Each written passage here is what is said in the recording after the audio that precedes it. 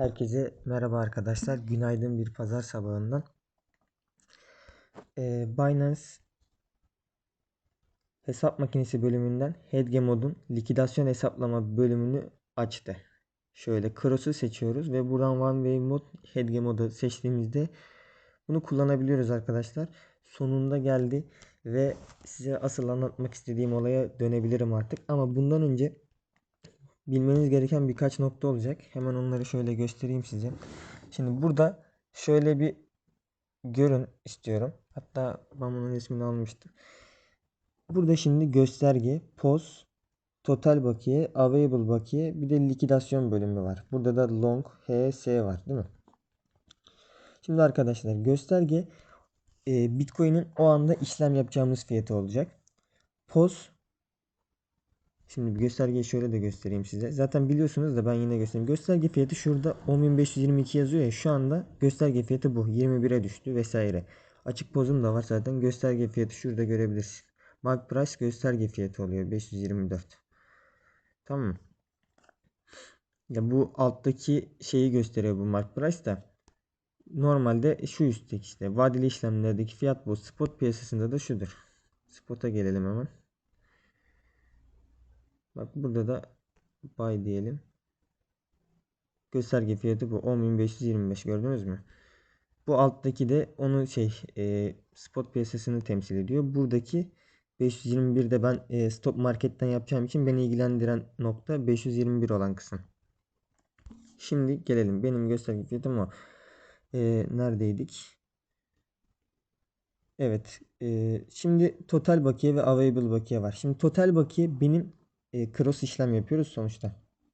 Benim vadeli işlemlerdeki toplam bakiyem. Available bakiye de işlem açtıktan sonra elimde kalabileceğim bakiye. Yani şöyle düşünün. Bende 450 dolar var ya. Ben 10 bin dolardan bir bitcoin almak istiyorum. Bunun bana maliyeti ne kadarmış kostu? 89 dolar, 90 dolar de. Hemen böyle yapmamız lazım. 450 eksi 90 dolar. Yani benim bu işlemi açtıktan sonra elimde 360 dolar kullanılabilir bakiyem olacak. Mesela long açtım diyelim bir bitcoin ya. 1 dolar artarsa 361 dolar olur. 1 dolar azalırsa 359 dolara düşer kullanılabilir bakiyem. Yani karım da buna eklenir. Bu şekilde. Kullanılabilir bakiyeyi de bu şekilde anlattıktan sonra bakayım başka ne gösterebilirim size. Burada likidasyon bölümünde de bu long'un likidasyonu, short'un likidasyonu H var burada.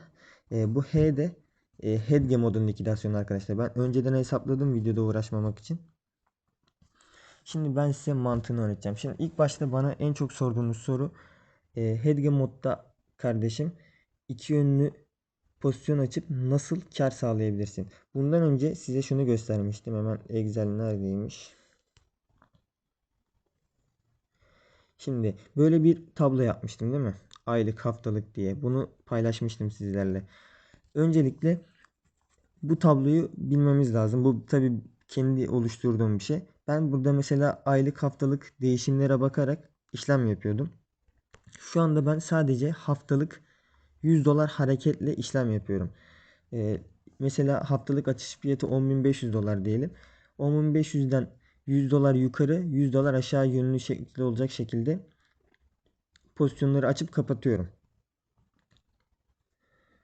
Ama bakın mesela bu hafta 415'ten 558 yukarı 415 çıkmış, aşağı 558 inmiş. Ondan sonra bunlar da inmiş ama biraz daha geri geldiğinde mesela aşağıya bakın hangi ay inmiş? Hafta 7. ayın 27'si. Bu haftada şey yapmış. Aşağı doğru inmemiş 100 dolar. 11 dolar inip yukarı doğru çıkmaya başlamış. 2215 dolar yukarı çıkmış. Yani aldığım fiyatın altında kalmış. Bu tür durumlarda ne yapmamız lazım? Şimdi Hedge modda bunu bahsedeceğim arkadaşlar. Şimdi gelelim kamera bölümüne. Buradan size fotoğrafları göstereyim. Şimdi bu ilk olan mı? 10200 0.3 BTC 420 11600. Bakalım şuradan. Aynen bu ilk olan. Öteki ikinci olan. Tamam. Şimdi ilk başta ben şu anda canlı işlemimi de göstereyim size. Şimdi arkadaşlar 10.199, ben bunu 10.200 olarak kabul ediyorum. Gördüğünüz gibi bir short pozisyonum var. Ve şu anda gösterge fiyatı 10.528 oldu. Terste kalıyorum. Likidasyon fiyatında ne kadarmış? 11.661. Hemen total bakiyeme gelelim. 450 dolar bakiyem var. Bunun 353'ünü kullanabiliyorum. Bakın şuradaki de available kullanılabilir bakiye. 328 dolar gösteriyor. Şu anda neden? Çünkü benim burada emirlerim var likide olmamak için. Bu emirleri iptal edersem o kullanılabilir bakiyem artacak. Bu şekilde. Yani burada ne kadar var? Şu 0.3 30 dolar, 0.15 15 dolar, 45 dolara yakın. Yani 40 dolar desek burada yani o civar bir şey. Ben bunları direkt yuvarlıyorum ama bunlar o kadar şey değil. Mesela 0.3 bu yaklaşık 22 dolar falan yapıyor. Bu da 12 dolar falan o civar bir şey yapıyor ya da 15 dolar. Ya kullanılır bakiye bu şekilde arkadaşlar. Neyse lafı daha uzatmayayım. Pozisyonumu gördünüz. 10.200'den 0.3 BTC girmişim. Bu tabii ki riskli bir olay. Onunla bahsedeceğim hemen. Şimdi gelelim. İlk kamera değil de şuradan şeye girelim. Şimdi arkadaşlar bakayım video çekiyor mu, boşuna konuşmayayım. Tamam. Evet şimdi gösterge fiyatımız gördüğünüz gibi 10.200. Hatta şöyle yapayım ya, boş verin onu. Şimdi gösterge fiyatımız gördüğünüz gibi 10.200 dolar değil mi? Benim burada neyim var? 10.200'den 0.3 BTC short'um var. Şimdi total bakiyemiz ne kadarmış? 450 dolar. Bu işlem bana yak 30 dolara mal oluyor. Şimdi hemen onu göstereyim. Sonra nasıl 30 dolar demeyin bana. Şimdi stop market kısmına geliyorum. 10.200'den 0.3 BTC diyorum. Bakın 25 dolarla 27 dolar arası bir şey. Ben 30 dolar diyorum ona. Şimdi 30 dolara mal oldu. Şimdi total bakiyem 450 idi. Kullanılabilir bakiyem 30 dolar düştüğü için 420 dolar oldu. Tabii ki bu 10.200'de sabit kaldığı sürece. Aşağı doğru inerse total bakiyem artar. Pardon, available bakiyem artar. Yukarı doğru çıkarsa kullanılabilir bakiyem azalır. O şekilde. Şimdi bu long'un olmadığı için HEDG ve long'unkini hesaplamadım. Short'u hesapladım. 11.660. Biliyorsunuz zaten. Evet, bundan sonrası HEDG modun kurtulma yöntemleri. Şimdi arkadaşlar 10.500 dolara çıktı diyelim. Niye? Ben 100 dolar hareketle işlem yapıyorum ya. Bakın 100, 200, 300 dolar. Yani bunun 3 katı. 3 katı büyüklüğe ulaştıktan sonra benim pozisyon açmam gerekiyor. 10.500'e çıktı. Yani kar amacımın 3 katına çıktı. Şimdi nasıl olacak? Mesela 10.200'den pozisyon açmış olacaktım ya, 0.3 BTC short ve 0.3 BTC long şeklinde. Biraz daha yavaş anlatayım. Şimdi 10.300'e çıktığında long'u kapatacağım doğal olarak. 100 dolar hareket etti çünkü. Aşağı inmesini bekleyeceğim. Eğer aşağı inmezse bu tahminimin 3 katı artmış olacak. 10.500'e çıkacak değil mi? 10.500'de benim bir tane pozisyon açmam lazım. Ama bakın artık hediye modda likidasyon hesaplayabildiğimiz için aynı büyüklükte girmedim. Şimdi şöyle göstereyim size. Şimdi 10.500'den 0.6 BTC açtım. Ama 10.200'den yeni pozisyon açmadım. Zaten pozisyonum açıktı. Bunun sebebi de 10.500'den ne kadar yukarı gideceğini bilmiyorum. Short'un giriş fiyatını yükseltmeye gerek yok şu anda. Çünkü kurtarma yapacağız. Şimdi 10.500'den 0.6 açtık. 10.200'den 0.3 açtık arkadaşlar. Kullanılabilir bakiyem yine total bakiyem aynı. 300 dolara düştü. Çünkü 200'den 500'e çıktığında short terste kaldı ya. 300 dolarda bana 90 dolar zarar ettirdi. 60 dolar da buradan ben şey yaptım. Yeni pozisyon açmak için harcadım. Yani kaç dolar? 300 dolar mı dedim? 90, 60 da 150 dolar. 150 dolar çıktı mı 300 dolar kaldı. Yani mantığı bu şekilde. Bir daha bahsetmeyeceğim onu. Şimdi long'un tek başına izole modda 9800 dolar likidasyonu var. Short'un 11.600 var. Hedge modunda 9410 dolar olarak gözüküyor. Çünkü aynı büyüklükte girmedik. Şimdi hemen isterseniz onu da göstereyim bir kereliğine. Hemen cross hedge mod. Şimdi neydi? 10.500'den 0.6 BTC büyüklüğünde pozisyonumuz vardı. Bu da 10.200'den 0.3 BTC büyüklüğümüz vardı. Bakiyemiz 450 dolardı. 9.404. Ben onu 410 bilerek yaptım. Gördüğünüz gibi bu şekilde. Şimdi ben mesela ikisinin büyüklüğünü aynı yaparsam Likidasyon 56.793 dolar oluyor. Yani sonsuz oluyor. Onu da göstereyim tekrardan. Şimdi burada asıl yapmam gereken arkadaşlar, şimdi iki farklı yol var. Eğer 10.500'den, tamam mı? Tabi bunlar haftalık kapanış fiyatı diye hesaplıyorum ama mesela şu anda 10.500'ün üstüne çıktı. Ben 10.700'den tetik koydum. Direkt şey yapacak. Şöyle onu da göstereyim. 10.000 mesela, bak, close short demişim 10.200'den kapanacak pozisyon diye. Open long demişim 11.700'den 0.15 BTC. 0.15 BTC açmamın amacı da şey, likidasyonumu ne kadardı? Hemen onu da göstereyim.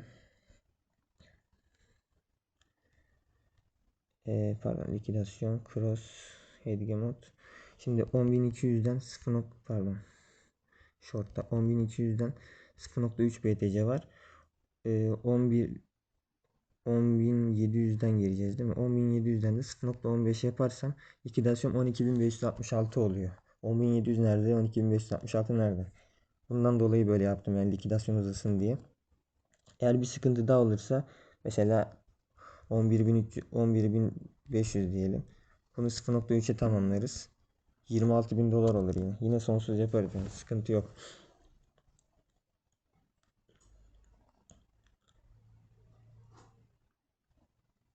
Ondan sonra tamam, bunu anlattığıma göre geri gelelim hemen. Evet. Bu şekilde hepsini tek tek hesaplıyorum ki mesela ben anında long pozisyonunu kapattığımda short'un likidasyonu ne olduğunu bilebileyim. Yani orada birden absürt bir rakamla karşılaşmayayım. Önceden hesaplamamız lazım bunları. Ondan sonra arkadaşlar, şimdi gösterge fiyatı bu. Şimdi eğer ki yine artmaya devam ederse 10.500 dolardan mesela 500 dolar da arttı, 11.000 dolara çıktı değil mi? Şimdi ne olacak? Benim long'un likidasyonu 9.800, short'unki 11.660, daha 11.000 dolara yanaştı. Şimdi pozisyonları kapatamıyorum çünkü aralarında fark var değil mi? Bu sefer ne yapacağız? Short'u ben bilerek daha az girmiştim. Yani short'tan açmamıştım. 11.000 dolara ulaştığında bakın 10.500 dolardan 0.6 long'um vardı. O devam ediyor. Bu sefer de 10.600'den 0.6 oldu. Nasıl oldu arkadaşlar? Ortalama yükseltme. Video başında söylemeyi unuttuğum şey buydu işte. Ortalama yükseltme hesabı da geldi arkadaşlar.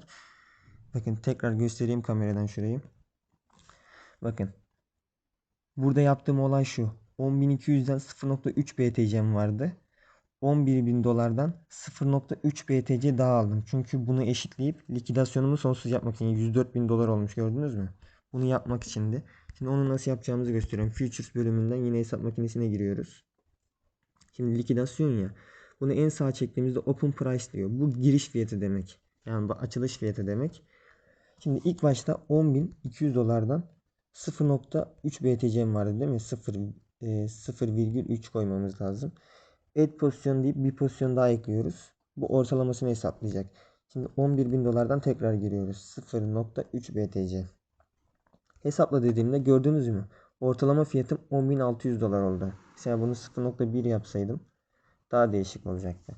0.3 yaptım. 10.600 dolar oldu. Totalde de 0.6 BTC büyüklüğüm oldu.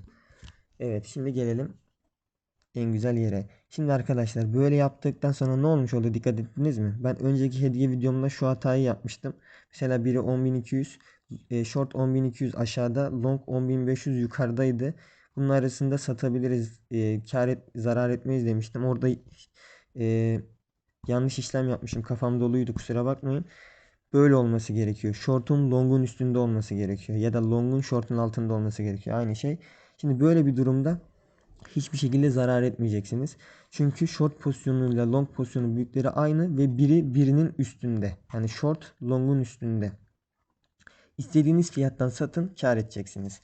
Hiçbir şekilde bu pozisyonda zarar etmeyeceksiniz. İsterseniz 1 dolara düşmesini bekleyin. İsterseniz tabii ki 104 bin dolara beklemeyin. Orada likide oluyorsunuz. 100 bin dolara çıkmasını bekleyin. Aynı karla pozisyonunuzu kapatabileceksiniz. Burada edeceğiniz kar da muhtemelen 30 dolar bir şeydir. Onu da şöyle hesaplayabilirsiniz. Yine bu calculator bölümünden PNL kısmı var. Mesela 10.500'den 0 nokta kaç 6 BTC yok, pardon. Mesela diyelim ki 11.000'den satacağız diyelim. 11.000 olsun. Bu PNL kar hesaplama yerimi. Kaldıraçın bir önemi yok. 0.6 BTC. Hesapladığımda bakın 10.500'den bu long'tu değil mi? Aynen. 11.000'e çıktığında bana 300 dolar kar yazıyor. Bu da ne kadar da 10.600'dü. 10.600'e 10.600'den 11.000'e çıktığında shortumda 240 dolar zarar yazıyor.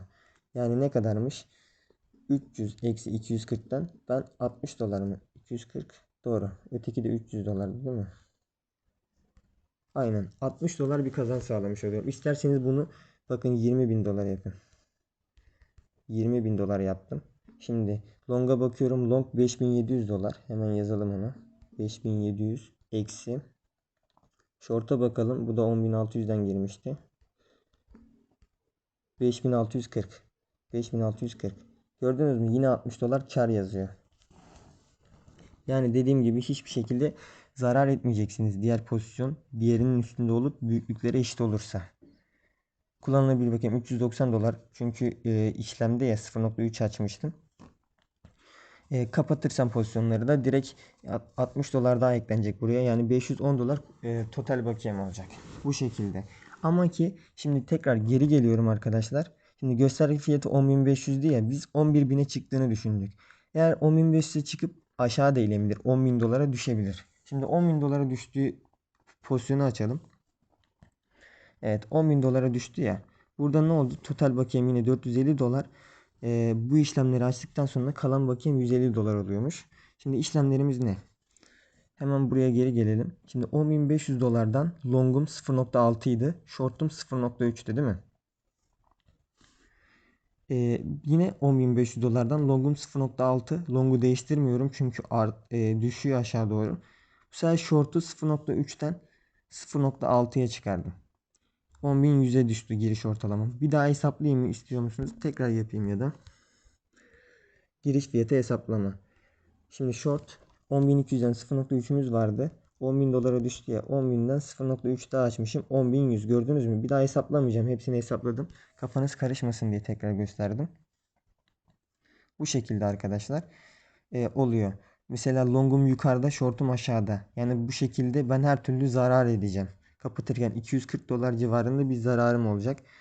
İsterseniz onu da göstereyim. Nasıl 240 dolar demeyin sonra bana. Şimdi PNL'ye gelelim. Şimdi longum ne kadar? 10.500'den 10.000'e düştü değil mi? 0.6 büyüklüğünde. Zararım pardon long yapacağız. Zararım 300 dolar gördüğünüz gibi. Short'a bakalım. Kaçta oldu? 10.100 mü oldu? 10.100'den 10.000'e yine. Bu da 0.6. Bu da 60 dolar. Yani 300 eksi 60 240 da neyse. Eksi 60. Yani 240 dolar zarar yazıyor bana arkadaşlar şu anda. Hemen geri gidelim kameramıza. Yani bu şekilde. Şu anda bu pozisyonda ben 240 dolar zarara giriyorum her seferinde. İstersem bunun arasında satayım. İstersem 20.000 dolarda satayım. İstersem bilmem kaçta satayım. Tabii ki Hedge modun likidasyonu 44.247 dolar. 40.000 dolar olursa o zaman sıkıntı olabilir vesaire vesaire. Tamam. Şimdi 9.000 şimdi yine böyle devam edelim. 10.000 dolardı ya. Yine 500 dolar daha aşağı düştü. 9.500 dolara düştü. Burada yapmam gereken ne biliyor musunuz arkadaşlar? Şimdi bakın ikisini aynı büyüklükte arttırdım. Bak 0.6 0.6 idi ya burada eşitlemiştim. Yani burada sadece short açmıştım 10.000 dolara düştüğünde. Odakla. 0.6 0.3 açmıştım. Şimdi 9.500 dolar buraya düşerse arkadaşlar kullanılabilir bakiye tabi dikkat edin. Bakın 150 dolar kalmıştı. Yani 150 dolara 0.3'ten kaç tane açabiliyorum? Tanesi 30 dolardan 5 pozisyon açabiliyorum. Yani 2 30 dolar bana kalacak. Burada da gördüğünüz gibi. Yani 0.6 long 0.6 short ya da 0.9 long 0.6 short açabiliyorum. Tabi 0.9 açmıyorum. Bu 30 dolar da komisyona gidecek. Bunları hesaplamadım. Evet şimdi 9.500 dolar 10.000'den 9.500 dolara düşerse ne yapmamız lazım? Şimdi ben bunları birbirine yakınlaştırmaya çalışmam lazım normalde. Ama pek bir şey değiştirmeyecek bu. Çünkü benim kullanılabilir bakiyem el vermeyecek. 150 dolar kaldı.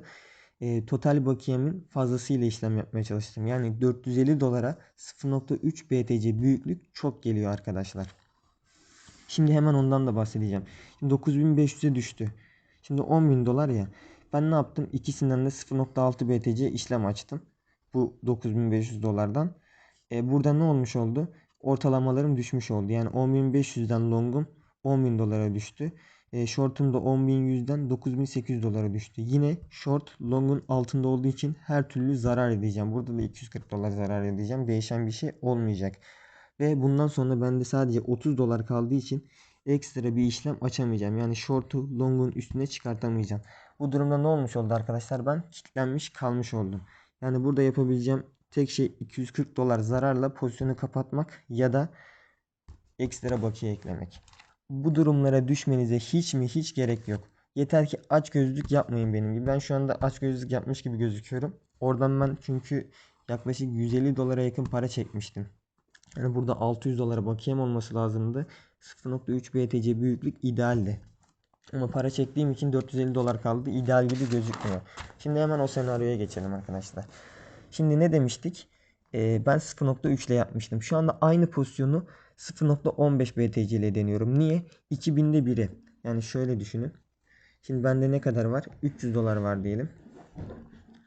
Evet, 300 dolar var diyelim. 2000'de biri nasıl hesaplanır? Bölü 2000.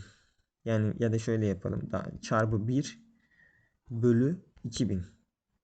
Ne kadarmış? 0.15 BTC. Böyle hesaplayabilirsiniz. Yani direkt 300'ü 2000'e bölebilirsiniz yani. O da aynı şey. 0.15 çıkar.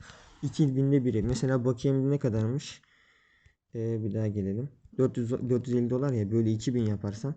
Sonra 0.22,5 yani 0.225 ile işlem açabiliyorum. Ama ben 0.3 ile açmışım gördüğünüz gibi. Şimdi boş muhabbet geçtikten sonra gelelim tekrar pozisyonlarımıza. Şimdi gösterge fiyatı 10.200 dolardı arkadaşlar. Burayı biraz daha yavaş anlatacağım.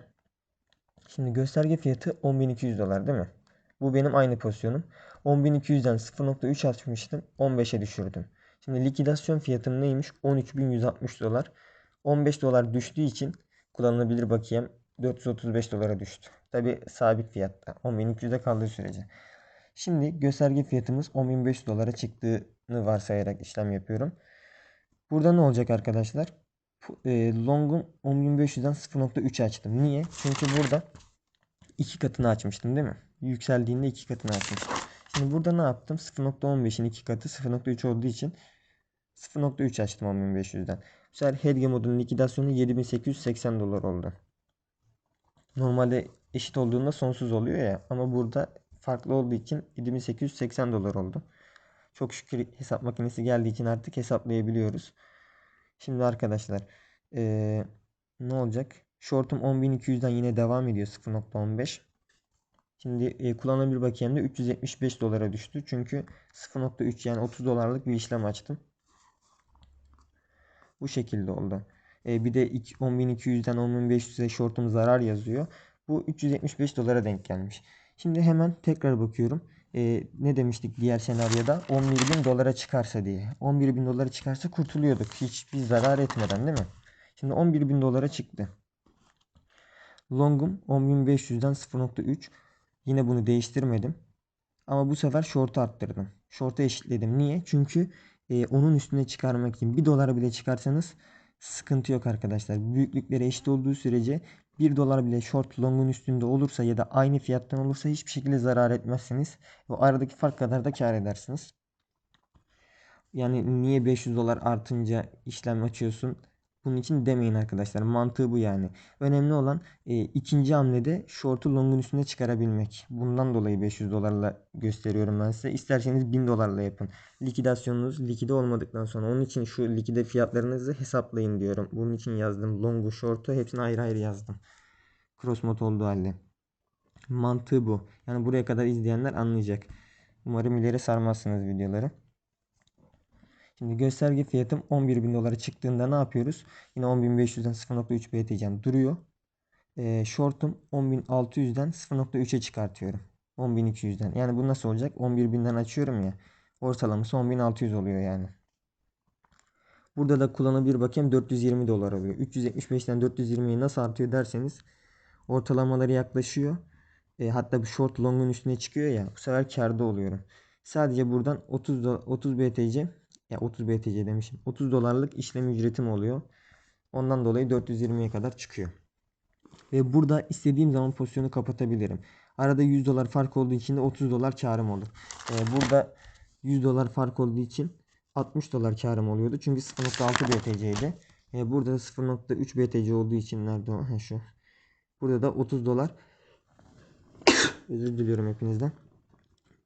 0.3 BTC olduğu için yani bu da 30 dolar bir kar sağlıyor bana 100 dolar artıştan. Evet. Şimdi diğer duruma geçelim. Neydi? Burada 11.000'e çıkabilirdi ama 10.500'den 10.000'e düşerse ben sıkıntı yaşıyordum değil mi? Şimdi 10.000 dolar burası. Yine total bakayım 450 dolar. Hiç kar etmediğimizi varsayıyorum ben. Terse düştüğümüzü nasıl kurtuluruz bunları anlatıyorum. Şimdi longum 10.500'den 0.3 açık kaldı burada. 10.500'e çıkmıştı çünkü ya. Şimdi 10.200'den de 0.15 BTC shortum vardı. Burada ne yapmam lazım? Şimdi bakın 0.45 yeni açmışım. Yani bunun 2 katı yapmam lazımdı ya. 2 katı yaptım. 10.050 dolara düştü. Yani burada ne oldu? Longum short'un altında değil. Hala long short'un üstünde. Yani burada hala zarar ediyorum ben. Burada yapmam gereken 315 dolar kullanılabilir bakiyem kalmış gördüğünüz gibi. Burada yapmam gereken bunları birbirine yakınlaştırmaya, yani short'u long'un üstüne çıkarmaya ya da long ile short'un giriş fiyatını eşitlemeye çalışmam lazım. Tabii ki büyüklükleri eşit olarak. Büyüklükler farklı olursa pozisyonu kapattığında zarar edersiniz. Büyüklükleri eşit olarak ayarlamanız lazım. Hemen bakıyorum 500 dolar düştüğüne yine 9.500'e. Biz burada 9.500'e düştüğünde elimizde 30 dolar kalıyordu ve short'u long'un altına indirememiş oluyorduk. Değil mi? Büyüklüğümüz 1.2 BTC oluyordu. Ve 240 dolar zarar ediyorduk. Kapatırsak 240 dolarımızı kaybetmiş olacaktı. Böyle bir duruma geldiğimizde arkadaşlar 9.500. Şimdi hemen ortalamasını hesapladım ben. Long'un girişi 10.000 dolardan 0.6 oldu. Yani 0.3 BTC daha eklemiş oldum. Yani 9.500 dolardan 0.3 BTC açmış oldum. Short'u hiç ellemedim arkadaşlar. 0.6 idi. 2 katı girme sebebim de bu zaten. Bakın long'un girişi 10.000 dolara düştü. Yani 10.050'nin altına indi. Yani ben bu durumda istediğim fiyattan istersen 1 milyon dolar, tabi likidasyon fiyatım ne kadarmış? Burada yanlış yazıyor şu anda. Onu hemen canlı güncelleyelim. Onu bir sileyim. Evet, orada likidasyon fiyatım yanlış yazıyor. Çünkü Edge modda sonsuz oluyor. Şimdi bakalım 10.000 dolardan 0.6 oldu. 10.050 dolardan da 0.6 shortum var. Hesapladığımda 98.631. 98.631 dolar. Tamam, şimdi oldu. 98.631 dolar. Yani 98.000 dolara kadar çıksa da 0 dolara kadar düşse de benim karım sabit olacak burada. Pozisyonları aynı anda kapattığımda arkadaşlar. İkisini de kapatırken aynı anda kapatmayı, böyle duruma düşerseniz aynı anda kapatın. Yeniden pozisyon açarsınız sonradan giriş fiyatından. Aynı anda kapatın pozisyonları. Yani bu şekilde yaptığımda kurtulmuş oluyorsunuz arkadaşlar. Burada dikkat etmemiz gereken neydi? 2000'de biri büyüklüğünde. Yani 300 dolarla gidip 0.3 girmeyin. 0.15 girin. Yani 1000 dolar bakiyeniz varsa gidip 0.6 değil de 0.5 girin. Çünkü iki taraflı pozisyon açıyorsunuz. İki taraflının kurtulma yöntemi bu şekilde. 2000'de biri, yani 1000 dolarda 0.5, 3 dolarda 300 dolarda 0.15, 500 dolarda 0.25, bu şekilde. Yani mantık çok basit. 5'in yarısı, 1000'in 10'un yarısı, bu şekilde düşünebilirsiniz. Yani 2000'de bir kafanızı karıştırıyorsa bu şekilde yapabilirsiniz. Umarım video hoşunuza gitmiştir. Burada dikkat etmemiz gereken, ben komisyon indirimlerini komisyon kesintilerinden bahsetmedim. Hesap açtığımızda, yani işlem açtığımızda falan komisyon kesintisi yaşayacaksınız. Funding'den yaşayacaksınız. Bakın bana funding şu anda short pozisyonum olduğu için para veriyor. 0.38 saatte bir 0.3 dolar civarında bir para alıyorum bir süredir. Ama bundan önce de benden kesinti yapıyordu. Nerede funding mesela, bak 0.3 buradan kesmiş. Başka 0.049 BNB. Şurada vermiş. Yani kesiyor da veriyor da şu orana bağlı. Şu artı yönlü ise şu anda artı yönlü. Longlar shortlara veriyor. Ben de short açık olduğu için ben kazanıyorum. Eksi yönlü olursa shortlar longlara verecek. Bu değişiyor. Bu neye göre belirleniyor derseniz de bu piyasada en çok hangi yönde işlem yapılıyorsa onun tersine göre. Mesela long en çok işlem açıldıysa longlar shortlara para ödüyor. En çok short işlem açıldıysa shortlar longlara para ödüyor. Bu şekilde mantığı. 8 saatte bir ödeme yapılıyor birbirlerine. Bir de işlem açarken falan komisyon ücretlerimiz var. Elinizde BNB bulundurmayı unutmayın arkadaşlar. Komisyon indirim fırsatlarından yararlanmak için hemen şöyle göstereyim. Eğer onaylı bir hesabınız yoksa mesela şuraya gelelim ya da bunda da vardır. Merhaba arkadaşlar. Hemen alta çekelim. Burada vadeli işlemler bölümü %10 komisyon indirim kodu Türkiye. İsterseniz direkt linke tıklayıp kaydolabilirsiniz. %10 sadece ilk ay için geçerli maalesef. Bu benim kaydıma özel değil. Binance'te vadeli işlemler için alabileceğiniz en yüksek indirim bu arkadaşlar. %10 ilk ay için geçerli sadece. İndirim fırsatı. Bunun için onaylı hesabınız yoksa bunu sürekli kullanabilirsiniz. Çok işinize yarayacaktır. Spot piyasası için de bu ömür boyu geçerli. Ömür boyu alabileceğiniz en yüksek indirim yine bu arkadaşlar. Ömür boyu %20 komisyon indirimi. BNB ile beraber kullanırsanız totalde %40 ömür boyu indirim kazanacaksınız. Tabi BNB elinizde bulundurduğunuz sürece. Bulundurmazsanız %20 spot piyasasında indirim kazanacaksınız. Bu şekilde arkadaşlar. Umarım video hoşunuza gitmiştir. Telegram grubumuza katılabilirsiniz. Bu Hedgemod'la ilgili anlatım olarak yapacağım. Belki son video olabilir. Çünkü daha ne anlatabilirim bilmiyorum. Her şeyi bahsettiğime eminim. Tabi eksiğim varsa yorumlarda ya da Telegram grubumuzda bana bildirebilirsiniz. Anlamadığınız her şeyi bana sorabilirsiniz arkadaşlar. Artık bu pivot hesaplama, ortalama hesaplamaya gerek kalmadı. Sonunda Binance paylaştı sağ olsun. Video hoşunuza gittiyse videoyu yorum yapıp beğenmeyi unutmayın arkadaşlar. Beğenmediyseniz de dislike atabilirsiniz. Sıkıntı yok. Yeter ki bana geri dönüşleriniz saygı çerçevesinde olsun arkadaşlar. İzlediğiniz için teşekkür ediyorum. Video çok uzun oldu. Kusura bakmayın. Hoşçakalın.